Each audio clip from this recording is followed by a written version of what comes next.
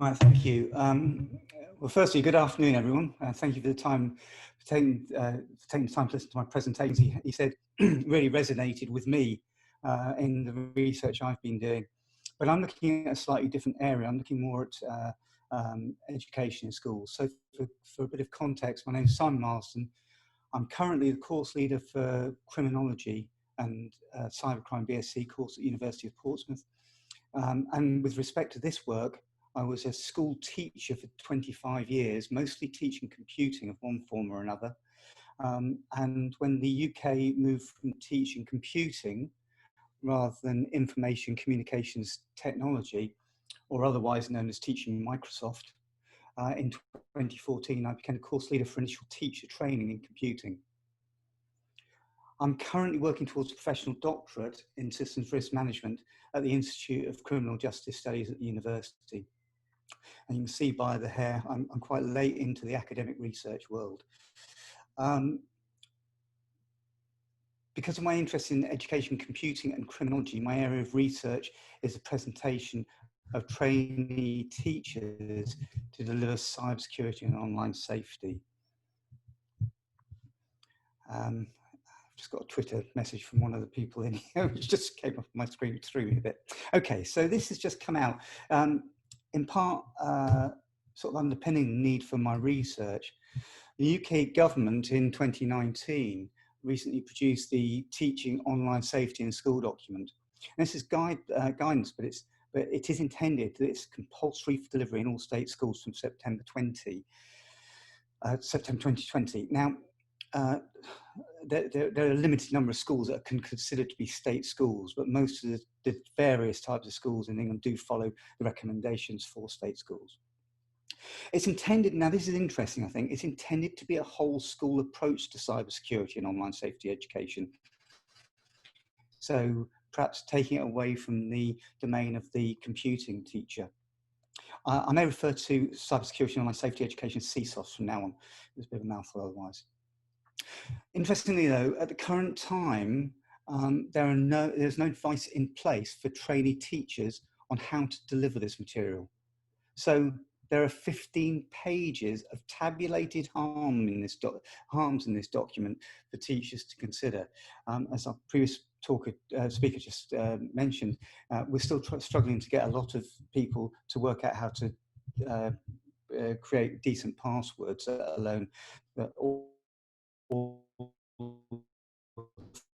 things that they may have to consider. So what do they want?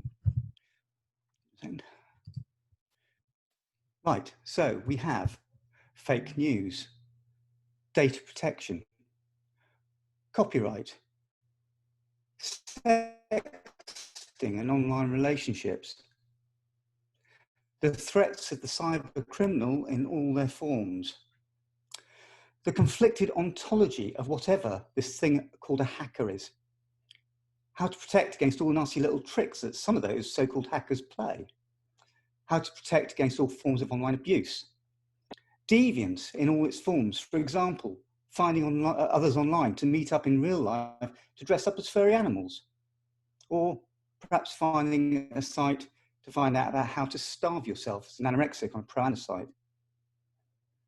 The dangers of online gaming, pornography, addiction in many forms, and on top of all of that, resilience, for example, in how to deal with online shaming. And as you can see from the last icon there, and perhaps don't forget to brush up on your law books. So, is this a realistic expectation? Whilst we do have more mature trainee teachers, the majority are fresh out of university. We could talk about Prensky's digital immigrants and digital natives here, but it's not really a concept I buy into.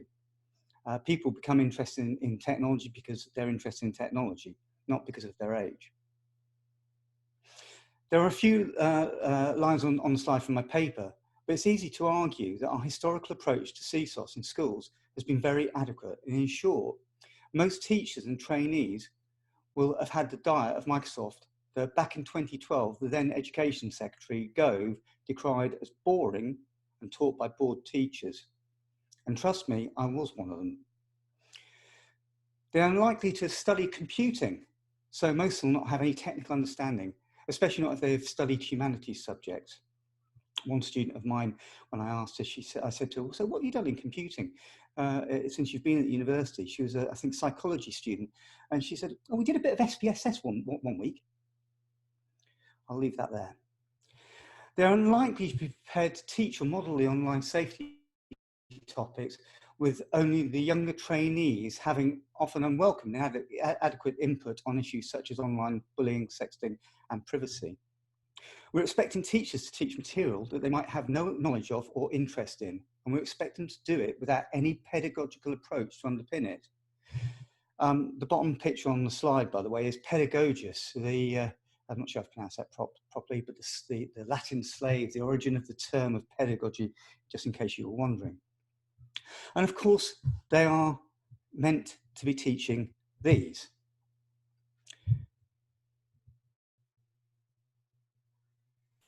And I'm not sure, as Catherine Tate so poignantly puts it, that they're bothered. And it isn't just Catherine that says so. Children receive little CSOS education up to the age of 14, and often then after, the switch to computing with the emphasis on programming has put a lot of children off the subject in general. Only 11.9% of eligible pupils took a computing GCSE, the qualification they take at 16 if you're not from the UK, in the UK in 2017. It can be easily argued that the traditional expectation from cyberspace is perhaps a little bit flawed. Although I can give you lots of anecdotal stories about having to talk to children about the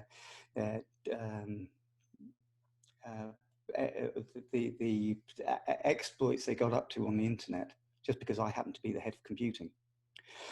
We seem to spend more of our energy in trying to block the unblockable than helping our young people navigate the problems. We avoid teaching computer hacking skills in schools, and where we do promote these skills, they are generally reserved for elite children in extracurricular activities. We're certainly fooling ourselves if we think that the interested can't find out for themselves. It is tragic that the mentor's comments at the bottom of the page in his Conscience of a Hacker's Manifesto from 35 years ago still has resonance today. We hungered for steak, but we were fed baby food. So at the same time as we're trying to stop children from becoming the deviant, mythical monster on the left, we're also desperate for the same skills.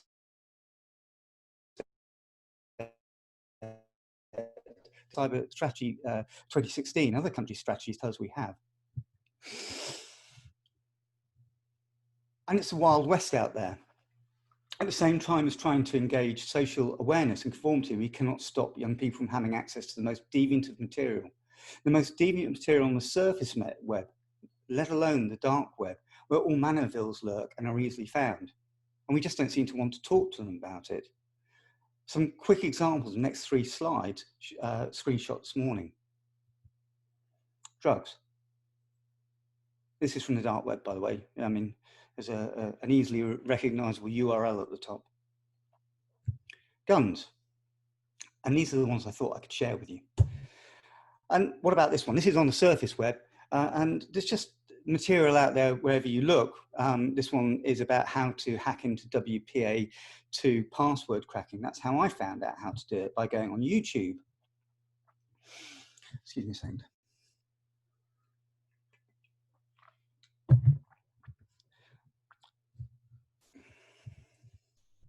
So hopefully we can agree that this is a very complicated domain. If you're interested in the teenage online experience beyond the doom and gloom, can I recommend Dana Boyd's book, by the way? One of the hardest things I've had to come to terms with in the research side of my postdoc has been an appropriate methodological approach here. I wanted to stick to the principles of the professional doctorate in as much that it would be advancing knowledge within my professional space. And when I embarked on this, my professional space was very much as a teacher trainer. Here we have a very complicated intervention with little in the way of empirical evidence because of a historical lack of consistency in pedagogical approach. Research has repeatedly reported that the teaching workforce is in general unprepared to deliver the subject, and children are not that interested. The delivery in schools is at best haphazard. Trust me, I've been in many schools. There is also no prior work on a suitable pedagogical approach to subject for trainee teachers that I'm aware of. Interviews and focus groups of teacher trainers come to mind, but exactly who is the expert here?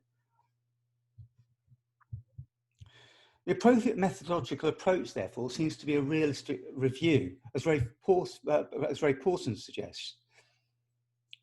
This is research synthesis, which is designed to work with complex social interventions or program based on realist approach to evaluation. It provides an explanatory analysis aimed at studying what works for whom and in what circumstances, in what respects and how. The first step is to make explicit the program theory or theories, the underlying assumptions about how an intervention is meant to work and what impacts it's expected to have. The identification of the initial program theories is the focus of this work and this paper.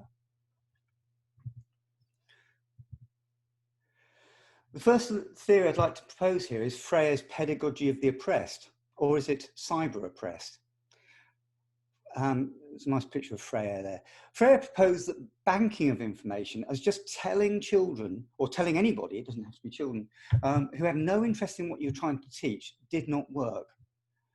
Here we could possibly have the double-edged problem that teachers may not be interested in teaching it either. His approach was to send experts into the field. His field was in Brazil, and he was working with peasants in the field. And he sent experts out into the field to find out what the issues were from the perspective of the people. And we now have the luxury of sending experts into the field all the time. Certainly I'll be looking at Joachim's work from the previous talk, because that's interesting to me. It helps inform what I could suggest to teachers as underpinning pedagogy for their approach to cybersecurity and online safety. So we call these people researchers, and we can analyse the reports they bring back from the field and the academic articles they write, even if we haven't got the resources to send people out to the field ourselves. And one thing about the field of education is it can be very, very difficult to get into. A lot of schools are not interested in you doing research in them. They have other things on their plate. So anyway, Freya's approach. First of all, he developed the generative words. What was the things that the people were talking about? What were the problems? And then he looked at totalizing and situationalizing the issues. Once he worked out those issues, he then tried to decode them and generate new themes. And that was the process I was trying to go through here. Once we've got the issues clear, then perhaps we can move forward. This is this work is not about the last one there, the conscientization, which is where the work has to actually be put into practice, and then we can start doing some empirical research. So I won't dwell too long on the next slide, as you probably can't even read it from your screens, but this is just a pictorial representation of the result of a thematic analysis of over 500 sources that I looked at. With different aspects of cybersecurity and online safety that came up. I tried to put these into silos, and you can see it was just a huge, huge problem. It's very subjective, and it does continue to highlight the scale of the number of issues. You would undoubtedly come up with other issues and probably disagree with some of mine. There are just so many ways to consider CSOS issues. Cyberspace is now, after all, an inseparable extension of that very complicated issue we call life. So in order to improve the conceptualization of this for non-expert, I first considered the need of the trainees. Now these needs are taken directly from the teacher standards. If you want to be a teacher in the UK, you have to evidence that you have met certain standards. There's a lot more to them than this, but a lot of it's about subject knowledge, teaching, all sorts of things. But these were relevant to what I was looking at. As you can see, there's a strong emphasis on keeping children safe and respecting others. In order to do this, trainees expect to have good subject knowledge and understanding of that knowledge, i.e. the pedagogical approach. Next stage is to analyse a macro set of themes in order to situate them not only within the needs of the trainees, but also within their pupils. It's here that this familiar pattern emerged. The irony is not lost that after analysing so many articles, the result was that the themes for the needs of the learner all seem to appear in Maslow's hierarchy of needs. I'm sure you're familiar with Maslow's hierarchy of needs, so you're probably thinking, what on earth he decided to come up with here? And it's often critiqued, even by Maslow himself. The hierarchical structure here is not relevant, and it's probably almost the most critiqued part of it. So for greater clarity for our needs here, I flattened it out and changed it slightly. I realise that this might seem simplistic, but we need to consider the proximal zones of understanding of both the teacher and learning here. Considering our needs and how everything we do is now intertwined with the online space makes this, or an adaptation of it, an appropriate starting model. Consider briefly our online shopping habits to get food and other essentials over the last few months. Our online safety and security needs will be in the foremost of most of the colleagues here, considering the nature of this event. Love and belonging, where many of us use online platforms to meet our partners and to keep in touch with family and friends. Or self-actualization, where we find others online with similar views and desires to ourselves. Once we can come to common grounds on a topic, then we move forward together and understand security and safety issues in a reciprocal relationship, as Freya says, to teach and learn from each other. Please remember here that I'm trying to propose underpinning theory and pedagogy that trainee teachers can utilise. Here I suggest one theory to link how we can consider satisfying our needs and desires. The ethics of the problem needs to be situated within our society norms. So again, we come across a familiar image, where we can start looking at things from Freud's point of view of id, ego, and superego. The ego being that internal decision maker. You know, we may wish to do something, but most of us hold back from doing things for reasons of societal needs and influences on us. So here it can be used by learners and teachers to consider how we can make decisions based on what other influences in our lives might require.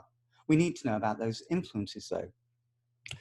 I'll quickly go over this slide because I started looking at Gemeinschaft and Gesellschaft and Tonnes, but I decided this was more historically based in terms of people moving away from rural societies to urban societies and the effect it had on them. There are some parallels here with moving from a non-digital to a digital world, but it seems to be better suited for historical analysis rather than the here and now.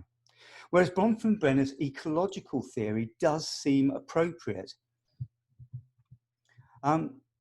This also looks at community, family, school, etc., but then encourages us to look at further interactions between our close social groups and then other external influences on our lives. The theory is associated with influence on the current moment, although Bronfenbrenner did add the aspect of time,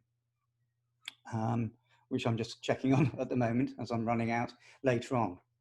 This led me to propose the following as an adaptation of that. As Bronfenbrenner himself said, it would need adaptation over time. And I'm sorry if this is a bit complicated on your screens, but the idea was to look at what the concept that we had to take. If we were doing a whole school approach, what things could we talk about, and how could we talk about those issues within our particular subject domain? So you can see, for example, media, politics, law, customs, and beliefs. These are all concepts that we can expect trainee teachers or teachers to have an opinion or knowledge about. It also helps to situate both the learner and the educator and hopefully develop their conscientization of the issues. And once they've got that conscientization, then hopefully we can then lead them to consider whether they have to do something about those needs within their within the society issues. So in the outline, I've repurposed the time aspect to a Techno chrono system. So we all have opinions about how technology is shaping our society for better and for worse. One can measure those self-proclaimed hackers that have so changed our world, Gates, Jobs, Torvalds, or maybe the state-backed hackers that created Stuxnet, or perhaps Facebook. Some changes we will champion, others we will push back against, perhaps in a Luddite manner. Not all applications of technology are good after all. Examples for discussion might be driverless cars, accountability in accidents, Google Glass, privacy concerns, fake news, the effect on politics, impact of the now ubiquitous pornography, copyright theft. Is it a victimless crime? Why is my privacy important? Data protection. And yes, even why I need to make sure my passwords are not the same on every website I go to. There is, of course, a balance in these things as illustrated by at the bottom. And as I am definitely getting close to my final time, I'll move straight on to the next slide. And finally, in this rather rushed explanation of my ideas, I would like to just mention how I intend to take this research forward. I believe that we already know a lot about teaching behaviour, criminology, psychology, etc. My intention here is to review what we know and to analyse the application for cybersecurity and online safety. My intention here is to use findings to provide our educators with appropriate tools and heuristics that they and their students can apply to the ever-changing world of cyberspace. Appropriate pedagogy approaches might include things like Pappett's constructionist approach to practical computing. You can't understand how to protect a network if you don't even know how to set one up. Being lectured to about networking still ranks as the least useful part of my computing masters. Putting the school network together, that was a different matter. Bandura's theory of social learning. If your teacher leaves their computer logged on when they leave the classroom, if they randomly plug in memory sticks, as we have all seen countless times in conferences, if they tell their pupils to go and copy and paste some material from the internet into a PowerPoint, what messages are they sending out? They are hardly promoting good cybersecurity, online safety, or ethical practice. Nudges and boosts such as those proposed by Hertwig and Grunjanov might help. Nudges might simply be screen messages on school computers to remind about passwords. Boosts, heuristics that provide us with future tools we need to tackle the online life throws at us. As a final example, it is not much use in knowing that there is fake news if you don't know how to spot it. Maybe Toulmin's approach to argumentation analysis or an adaptation thereof might help us, as Cummings and Dennis suggest. These ideas are meant to be realistic, useful and applicable. I realise that I've covered a lot of ideas here, probably without doing justice to any of them. I would like to again thank you for your time and listening to my ideas and research. I'd very much welcome questions, critique and suggestions. Thank you. Thanks very much, Simon.